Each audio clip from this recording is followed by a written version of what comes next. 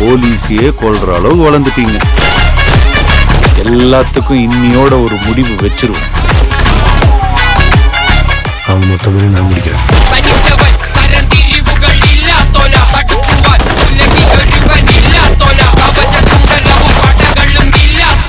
ஒரு இடத்துல அடைப்பு இருந்தா அதை வெட்டி ஒட்டி சரி பண்றது ஒண்ணும் தப்பு இல்ல. நான் வெட்டினதுதான் இப்ப உங்க எல்லாரோட கண்ணுக்குமே தெரியுது. ஆனா இத வச்சு நான் ரோஹிணிக்கும் மாப்பிள்ளைக்கும் புதுசா ஒரு உறவை ஒட்ட வைக்க போறேங்கிறத நீங்க யாருமே அதை யோசிக்கவே மாட்டேங்கிறீங்க. எப்படி யோசிச்சு பார்க்க முடியும்? அப்படி யோசிக்கணும்னா நாங்களும் உன்ன மாதிரி முட்டாளா இருக்கணும். இல்லங்க, நீங்க தப்பா சொல்றீங்க. முட்டாளா இல்ல, கிரிமினலா இருக்கணும். ரோஹிணிக்கு நல்ல வாழ்க்கை அமைச்சு கொடுக்கணும்னு ஆசைப்பட்டேன் பாருங்க. என்ன இதையும் சொல்லுவீங்க, இதுக்கு மேலையும் சொல்லுவீங்க. இதுக்கு மேல சொல்றதுக்கு என்ன இருக்கு? நீ இதோட எல்லாம் முடிட்டுன்னு சொல்லி மொத்தமா சுத்தமா தீத்து கட்டிட்டேல.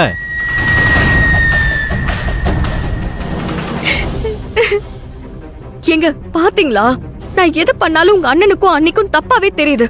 ரோஹிணியோட வாழ்க்கை நல்லா இருக்கணும்னு என்ன வேணாலும் பண்ண ரெடியா இருக்கிறேன்னா எப்படிங்க அவ வாழ்க்கையை கெடுக்கணும்னு நினைப்ப? நினைக்கிறது என்ன, நீ பண்ணுனது அப்படித்தானே இருக்கு. நீ ரோஹிணி கிட்ட கேட்ட மாதிரி கௌதம் மேல கேஸ கொடுத்திருந்தா கூட அதுல ஒரு நியாயம் இருக்கு. ஆனா ஒரு தப்பு கூட பண்ணாத மாப்பிள்ள மேல வரதட்சணை கேட்டு கொடுமைப்படுத்தினார்னு கம்ப்ளைண்ட் கொடுத்திருக்க. இது எந்த விதத்துல நியாயம்? நீங்க என்ன மாமா பேசுறீங்க? நம்ம மாப்பிள்ள வரதட்சணை கேட்டு கொடுமைப்படுத்தலதான். ஆனா அதுக்காக அவரு நம்ம ரோஹிணியை கொடுமைப்படுத்தலன்னு சொல்ல முடியுமா? அந்த கௌதம் பேச்ச கேட்டுக்கிட்டு ரோஹிணி அவர் டார்ச்சர் பண்ணி நம்ம வீட்டுக்கு கொண்டு வந்து விட்டுட்டு போயிருக்காரே, இதை விட ரோஹிணிக்கு வேற ஏதாவது கொடுமை இருக்க முடியுமா?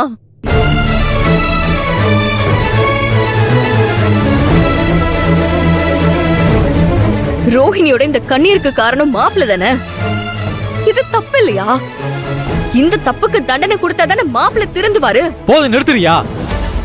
ரோஹிணியோட இந்த கண்ணீருக்கு மாப்பிள்ள தான் காரணம்னு முடிவு பண்ணி அவர் கண்ணுல இருந்து ரத்த கண்ணீர் வர வச்சல உன்ன.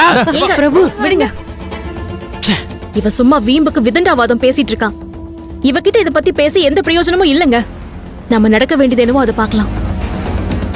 மேற்கொண்டு என்ன நடக்கணும்னு பார்க்க வேண்டியதுதான். இவ எந்த ஸ்டேஷன்ல கம்ப்ளைண்ட் கொடுத்தேன்னு சொல்ல மாட்டேங்கிறாளே. மாப்பிள்ளையோட அக்காவுக்கு போனை போட்டாலும் அவங்களும் எடுக்க மாட்டேங்கிறாங்க. இப்ப என்ன பண்றது? இவ நம்ம ஏரியா ஸ்டேஷன்ல தான் போய் கம்ப்ளைண்ட் கொடுத்திருப்பாங்க. அங்க போய் விசாரிச்சா தெரிஞ்சிரும். ரோஹிணியை கூப்பிட்டு நம்ம கிளம்பலாம். ரோஹிணி, நம்ம கிளம்பலாம்.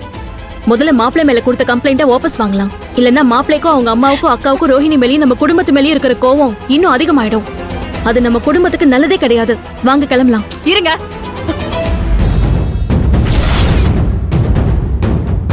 சத்யா, இப்போ உனக்கு என்ன வேணும்? வழியை விடு. இப்போ நீங்க இந்த கேஸ் அவசரப்பட்டு வாபஸ் வாங்க கூடாது. இதுக்கு நான் ஒத்துக்கவே மாட்டேன்.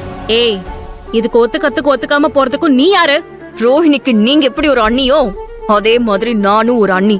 அண்ணியா? யாரு நீ? அந்த நினைப்பு உனக்கு கொஞ்சமாச்சும் இருந்திருந்தா நீ இப்படி எல்லாம் பண்ணிருப்பியா? அந்த நினைப்பு இருக்கிறதுனாலதான் ரோஹிணியோட வாழ்க்கையை சரி பண்றதுக்காக நான் அதிரடியா மாப்பிள்ள மேல கம்ப்ளைண்ட் கொடுத்தேன். சில நோயை தீக்கணும்னா இந்த மாதிரி எல்லாம் அதிரடி ஆபரேஷன் பண்ணிதான் ஆகணும். அதுக்காக உயிரை கொன்னுட்டு அதிரடி ஆபரேஷன் பண்ணுவியா? அதனால என்ன பிரயோஜனம்?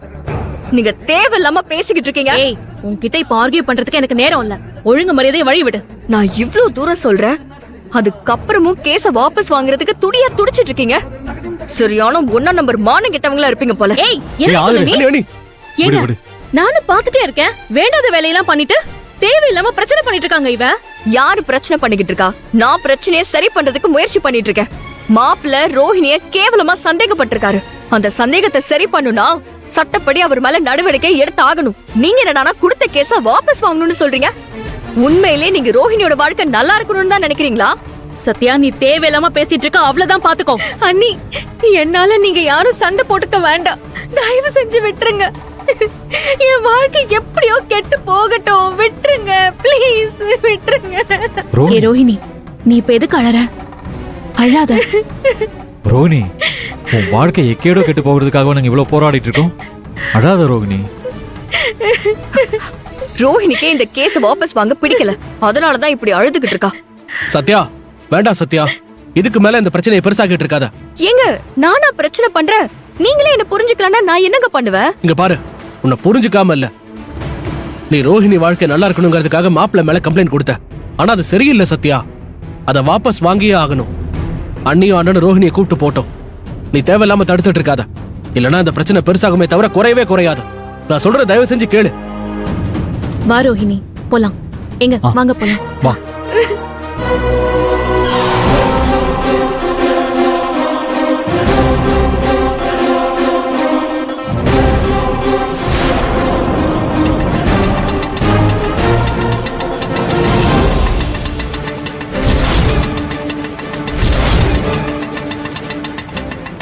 அதுல மாப்பிள்ளையோட அம்மாவும் அக்காவும் நம்மளை இப்ப கிழி கிழின்னு கிழிச்சு தொங்க விட போறாங்க. ஆ, ஆ, வாங்க வாங்க.